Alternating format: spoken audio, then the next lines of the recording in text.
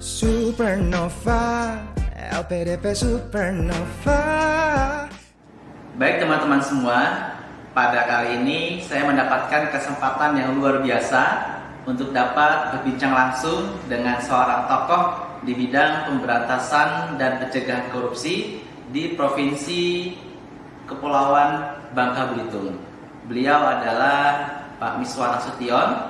Saat ini beliau menjabat sebagai koordinator di bidang investigasi perwakilan BPKP Provinsi Kepulauan Bangka Belitung. Berikut inspirasi reportase lokal tentang beliau.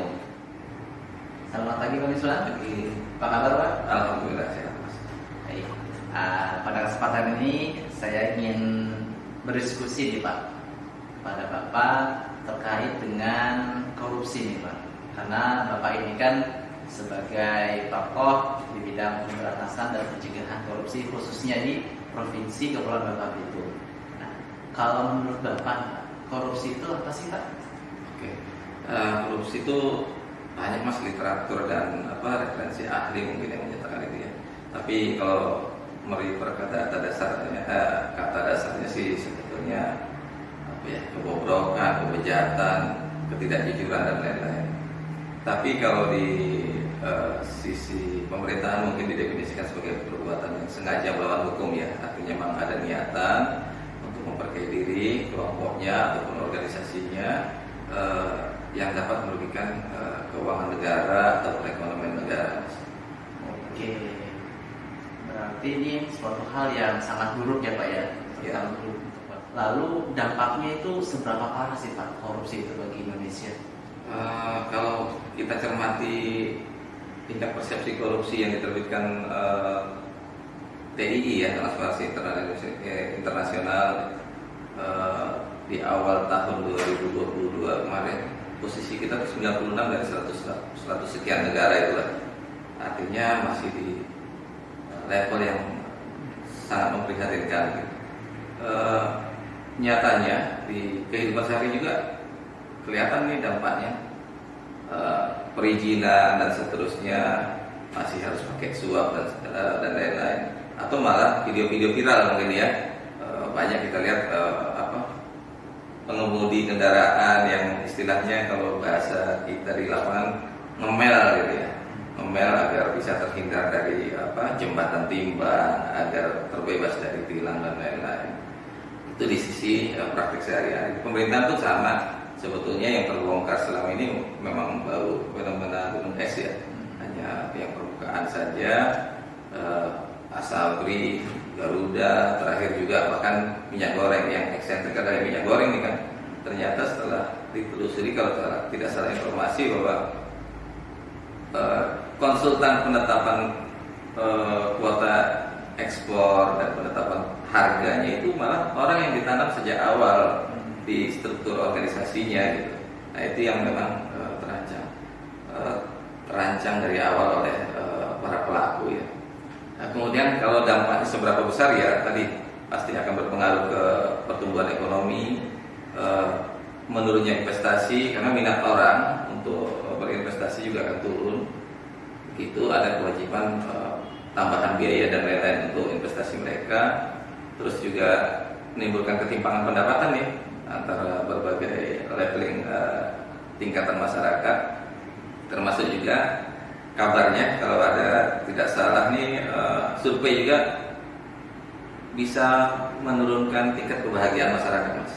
Saya rasa itu kalau dari sisi dampak. Nah, kalau kita lihat nih Pak di video atau berita nih Pak, para pelaku korupsi itu kan rata-rata mereka ini para pejabat ya Pak ya, termasuk pejabat itu mereka ya kalau kita lihat pendapatannya juga tinggi kan Pak ya. Nah, mereka yang sudah punya banyak harta, namun kenapa kok mereka tuh masih tetap melakukan korupsi itu Pak?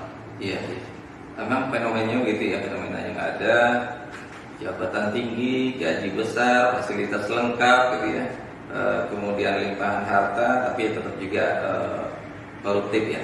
Ada berbagai teori sih, triangle fraud, juga ada gun, tapi substansinya pendefinisiannya adalah adanya keserakahan gitu Mas, adanya kesempatan serta adanya kebutuhan dan ketidakjujuran ya. kalau kita gali lebih dalam, sebetulnya ada dua, bisa dibedakan dua penyebab, dari internal maupun eksternal.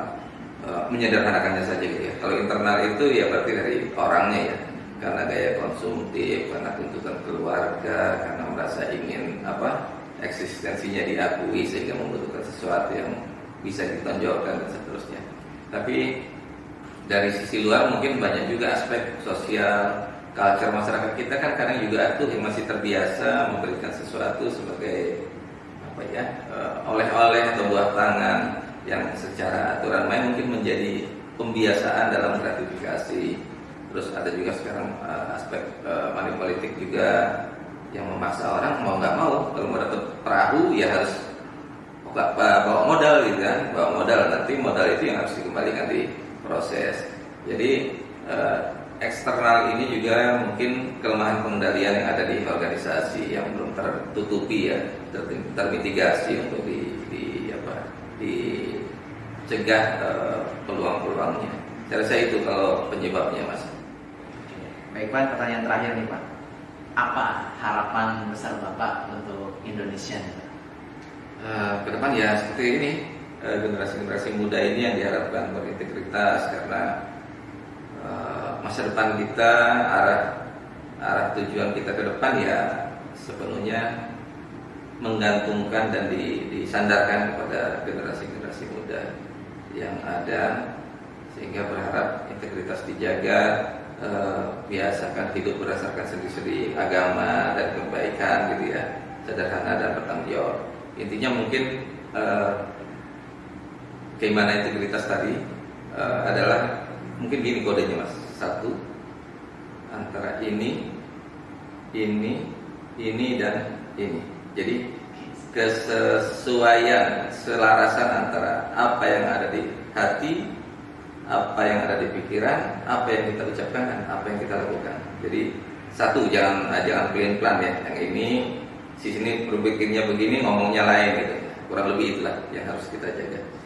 Baik Bapak, luar biasa atas ilmu yang kita bisa dapatkan sama hari ini. Ya, semoga kita semua memiliki pribadi yang berintegritas untuk menuju Indonesia maju ya Pak. Ya. 2045. Sekian Bapak, terima kasih. Ya, terima kasih Mas. Assalamualaikum warahmatullahi wabarakatuh. Waalaikumsalam.